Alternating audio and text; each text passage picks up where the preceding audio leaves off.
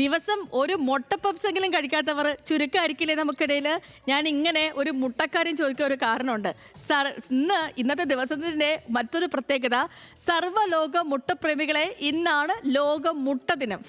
മുട്ടയുടെ ഗുണങ്ങൾ പ്രചരിപ്പിക്കുക എന്ന ഉദ്ദേശത്തോടെയാണ് എല്ലാ വർഷവും ഒക്ടോബർ മാസത്തിലെ 2ാമത്തെ വെള്ളിയാഴ്ച ലോക മുട്ട ദിനമായി ആചരിക്കുന്നത്.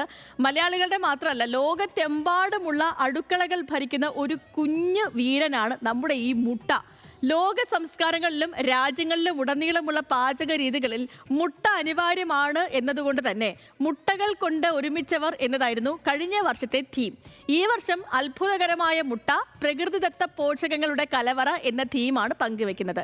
മുട്ടയെക്കുറിച്ച് ഞാൻ പറയേണ്ട ഒരു ആവശ്യമില്ല, കാരണം ഗുണനിലവാരമുള്ള മാംസ്യാഹാരം എന്ന നിലയ്ക്കാണ് നമ്മളൊക്കെ മുട്ടയെ കാണുന്നത്.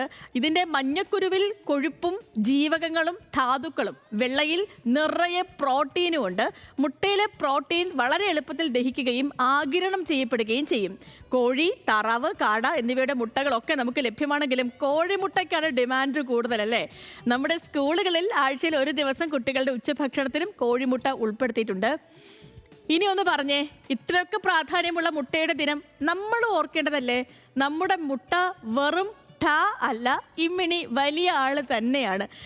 2 ദോശയും, എനിക്കിപ്പോൾ തന്നെ കൊതി വരാ, 2 ദോശയും കുറച്ച് ചമ്മന്തിയും 1 മുട്ട ഓംലെറ്റും ഇച്ചിരി മുളക് ചമ്മന്തിയും 2 പപ്പടമൊക്കെ കൂട്ടി കഴിക്കാൻ ആർക്കാണ് ഇഷ്ടമല്ലാത്തതല്ലേ? ഓക്കെ.